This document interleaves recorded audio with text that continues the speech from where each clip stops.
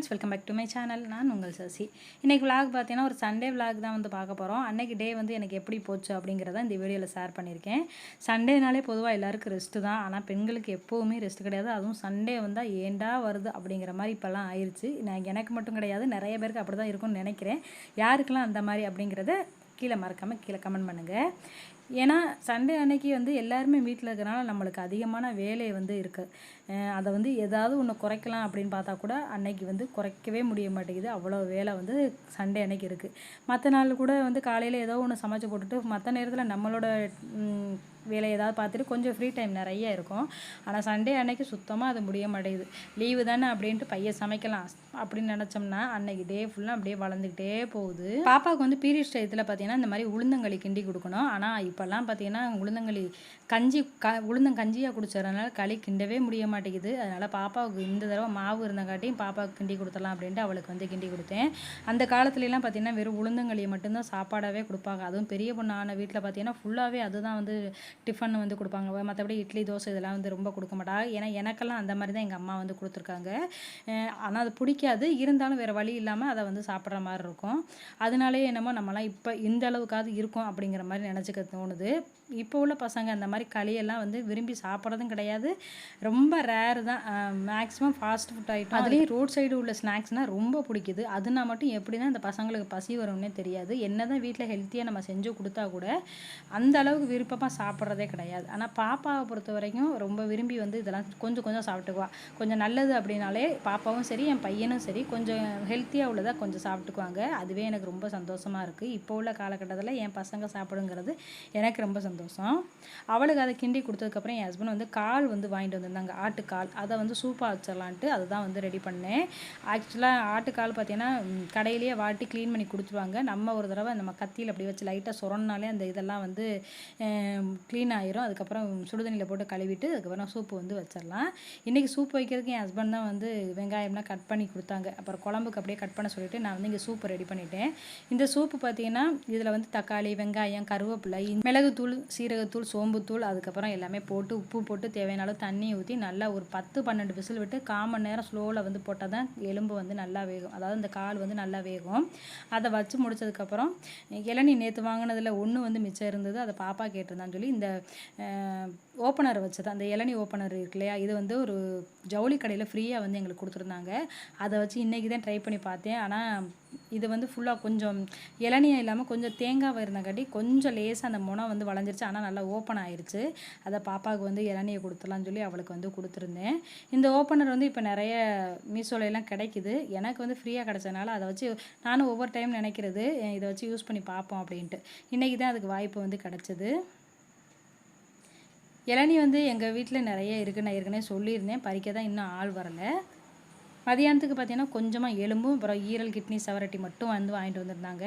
இந்த செவரட்டியை வாங்குறதுக்கே நாள் சொல்லி வைக்க வேண்டியதாக இருக்குது. அதுவும் இல்லாமல் இந்த செவரட்டி வந்து தனியாக வந்து கொடுக்க மாட்டாங்க. அன்றைக்கி ஏதாவது நம்ம வாங்கினா மட்டும்தான் அதை கொடுப்பாங்க. அப்படி இல்லைன்னா இது வந்து ரொம்ப நல்லது. அதுவும் ரத்தம் வந்து சீக்கிரம் இம்ப்ரூவ் ஆகுறதுக்கு இது ரொம்ப ஹெல்ப் பண்ணும். ஹீமோகுளோபின் டக்குன்னு இன்க்ரீஸ் ஆயிரும்.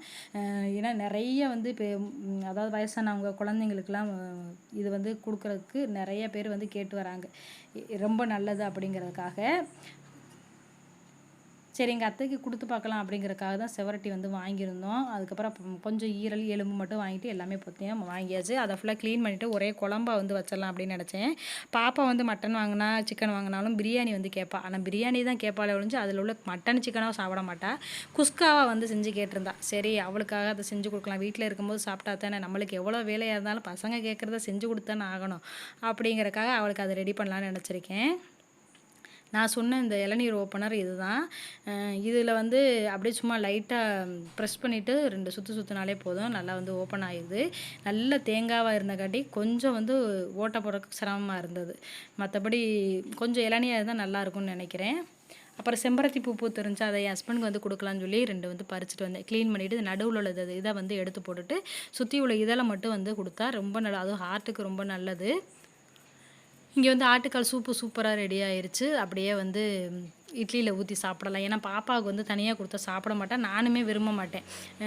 இந்த காலெல்லாம் சாப்பிட்றதில்ல, அந்த சூப்பு மட்டும் குடிச்சிக்கிறது. அதாவது இட்லியில் ஊற்றி சாப்பிட்டுக்கலான்னு சொல்லி பாப்பாவும் நானும் வந்து அதை மட்டும் சாப்பிட்டோம். குஸ்கா வந்து இங்கே ரெடி பண்ணுறதுக்கு பார்த்தீங்கன்னா, எப்போவும் போல தான் நம்ம நார்மலாக பிரியாணி எப்படி செய்வோம், அதே மெத்தடு தான். நான் மட்டனை வேக வச்சுருக்கேன் இல்லையா, அந்த தண்ணியை வந்து இதில ஊற்றி செய்ய போகிறேன். என் பொண்ணுக்கிட்ட வந்து சொல்லுவேன், இந்த வெஜிடபிள் சாதம் மாரி செஞ்சு தரேன் பாப்பான்னா, அது வந்து குஸ்கா மாரி இருக்க மாட்டேங்குது. அந்த மட்டன் போட்டு செஞ்சா தான், மட்டனோ சிக்கனோ அதை போட்டு செஞ்சா தான் அந்த பிரியாணி குஸ்கா மாரி இருக்குது அப்படின்னு வந்து சொல்லுவாள். அதுக்காகவே என்ன பண்ணேன், இன்றைக்கி அந்த தண்ணியை வேக வச்ச தண்ணியை வந்து இதில் ஊற்றிக்கலாம் அப்படின்ட்டு அதை தான் வேக வச்சு வச்சுருக்கேன். இதில் வந்து நார்மலாக பட்டை, கிராம்பு, சோம்பு, அன்னாசிப்பூ, இலை எல்லாமே போட்டு தாளிச்சிட்டு, வெங்காயம், அப்புறம் இஞ்சி பூண்டு பேஸ்ட்டு, புதினா, கொஞ்சம் மல்லி, பச்சை மிளகா, அதுக்கப்புறம் தக்காளி எல்லாமே போட்டு நல்லா வதக்கிக்கலாம். இதில் வந்து கொஞ்சமாக வந்து தயிர் வந்து சேர்த்துக்கலாம். தயிர் என்கிட்ட வந்து கெட்டி தயிராக இல்லை, வீட்டில் உர ஊற்றின தயிர் இருந்தது. சரி அதை கொஞ்சம் ஊற்றிக்கலாம் அப்படின்ட்டு அதை தான் வந்து ஊற்றி நல்லா வந்து வதக்கி விட்டுட்டேன். நான் இன்றைக்கி வந்து குக்கர்லாம் வைக்கல, இந்த மாதிரி பாத்திரத்துலேயே வச்சிடலாம் அப்படின்ட்டு. இன்றைக்கி பாஸ்மதி ரைஸில் தான் வந்து வைக்க போகிறேன். இது எல்லாம் வதக்குனதுக்கப்புறம் இதில் கொஞ்சம் மிளகாய் தூள் காரத்துக்கு தகுந்த மாதிரி போட்டுக்கோங்க. நான் வந்து அது போடணும்னு எடுக்கணும்னு நினச்சேன். அது வீடியோ வந்து பாஸில் இருந்திருக்கும் போல் சுத்தமாக வந்து எப்போ நான் வந்து பண்ணி வச்சேன்னு தெரியல, சுத்தமாக வீடியோ கட் ஆகி போச்சு. அதுக்கப்புறம் அந்த மட்டன் வேக வச்ச தண்ணியை ஊற்றி கொஞ்சம் லெமன் ஊற்றி உப்பு போட்டு அப்படியே கொதிக்க வைக்கலாம். இப்போ பாஸ்மதி ரைஸை வந்து ஒரு 1/2 அன் ஹவராக ஊற வச்சு வச்சுருக்கேன். அதை நல்லா களைஞ்சிட்டு அதுக்கப்புறம் அந்த தண்ணி கொதிச்சதுக்கப்புறம் இதை வந்து அரிசி இதில் போட்டுக்கலாம். ரொம்ப சிம்பிள் தான். அந்த தண்ணியை ஊற்றினாலே அந்த டேஸ்ட் வந்து வந்துடும் குஸ்காவுக்கு. அதனால் பாப்பா கேட்டாங்கிறக்கா அதையும் வந்து நான் ரெடி பண்ணிவிட்டு ஃபைனலாக அரிசியெல்லாம் போட்டு மேலே மட்டும் கொஞ்சமாக நெய் வந்து ஊற்றிக்கிட்டேன். நிறைய நெய்யெல்லாம் நான் ஊற்றலாம். ஃபஸ்ட்டு வந்து நான் ஆயில் தான் ஊற்றினேன். இப்போ தான் வந்து நெய் வந்து ஊற்றிட்டு அப்படியே வந்து கிளறி விட்டுட்டு மூடி போட்டு ஒரு மீடியம் ஃப்ளேம்லேயே வந்து நம்ம ஒரு 10 நிமிஷம் 15 நிமிஷம் வைக்கலாம். அப்பப்போ திறந்து பார்த்துக்கலாம் வெந்துருச்சா இல்லையாங்கிறத. இப்போ அப்படியே மூடி போட்டு மூடி வச்சிடலாம். சூப்பு ஒரு ஆளுக்கு, குழம்பு ஒரு ஆளுக்கு, குஸ்கா ஒரு ஆளுக்கு, இந்த மாதிரி விதவிதமாக வந்து இன்றைக்கி செய்ய வேண்டியதாயிருச்சு.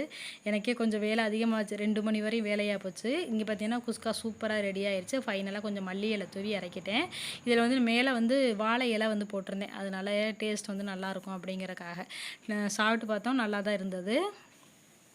குழம்பு பார்த்திங்கன்னா எலும்பு குழம்பா வந்து வச்சாச்சு. அதாவது மட்டன் குழம்ப வந்து ரெடி பண்ணியாச்சு.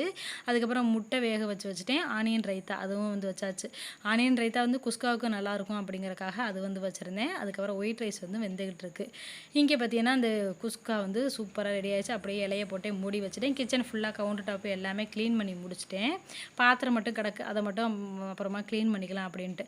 இன்னும் நான் குளிக்கலை. அதுக்கு முன்னாடி பார்த்திங்கன்னா இங்கே நீயா நானா ஷோ வந்து ஓடிக்கிட்டு இருந்தது. நான் எப்போவுமே கொஞ்சம் நீயா நான் இன்ட்ரெஸ்ட்டாக பார்ப்பேன்.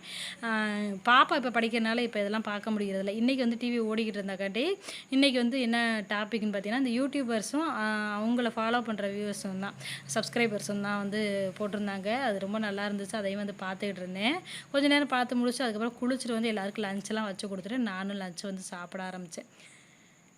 பிரியாணி அதுக்கப்புறம் பார்த்தீங்கன்னா, அதாவது இந்த குஸ்கா, தயிர், வெங்காயம், முட்டையை வச்சு சூப்பராக சாப்பிட்டு முடிச்சாச்சு. நேற்று அதாவது இதுக்கு முன்னாடி போட்டிருந்த விலாகில் வந்து சொல்லியிருப்பேன், சோள பணியாரத்துக்கு நான் அரைச்சி வச்சுருந்தேன் அப்படின்ட்டு. இது வந்து மறுநாள் பணியாரம் சுடுறதுக்காக மாவு நல்லா புளிச்சு வந்திருந்தது. அதில் கொஞ்சம் வெல்லம், தேங்காய் வந்து வதக்கி இதில் சேர்த்துக்கோங்க. ஏலக்காய் வந்து தட்டி சேர்த்துக்கோங்க. நான் ஏலக்காய் போடலை, தேங்காயும் வெல்லமும் மட்டும் போட்டு நல்லா வந்து மிக்ஸ் பண்ணிக்கிறேன். இதில் வந்து ஆக்சுவலாக வெல்லம் கரைச்சி நீங்கள் ஊற்றிக்கலாம். எனக்கு மாவு கொஞ்சம் கரெக்டான பக்குவத்தில் இருந்தனால நான் வெல்லத்தை கரைச்சி போடலை, வெல்லத்தை அப்படியே போட்டு மிக்ஸ் பண்ணிட்டேன்.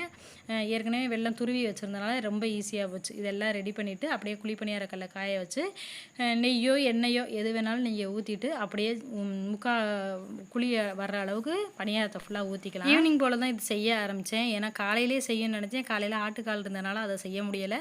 இன்றைக்கி ஃபுல்லாகவே பார்த்திங்கன்னா இப்படி பிஸியாக தான் வந்து போச்சு. பணியாரம் ஃபுல்லாக ஊற்றிட்டு மீடியம் ஃப்ளேமில் வச்சு மூடி போட்டு வேக வைங்க. ஒரு பக்கம் வெந்ததுக்கப்புறம் இன்னொரு பக்கம் வேக வைக்கலாம். இதில் வந்து கார பணியாரம், இனிப்பு பணியாரம் ரெண்டுமே வந்து செய்யலாம். நான் ரெண்டுமே வந்து இதில் செஞ்சுருக்கேன். ஆனால் இனிப்பு பணியாரம் மட்டும் கரெக்டாக எடுத்திருக்கேன். கார பணியாரத்துக்கு எடுக்கலை. அது எப்படிங்கிறதையும் நான் சொல்லிடுறேன். இது வந்து கடுகு, உளுந்து, கடலைப்பருப்பு கொஞ்சம் வேணால் சேர்த்துக்கலாம். வெங்காயம் கொஞ்சம் கட் பண்ணி அதிலையும் சேர்த்து பச்சை மிளகா, மல்லித்தலை இது எல்லாமே போட்டு நல்லா வதக்கிட்டு கொஞ்சம் ஃபைனலாக தேங்காய் துருவல் போட்டு அதையும் வதக்கிட்டு கேரட் இருந்தால் அதையும் துருவி போட்டுக்கோங்க. எல்லாத்தையுமே வதக்கி இந்த மாவில் கொட்டி அப்படியே வந்து மிக்ஸ் பண்ணிவிட்டு அதுக்கப்புறம் ஊற்ற வேண்டியதான்.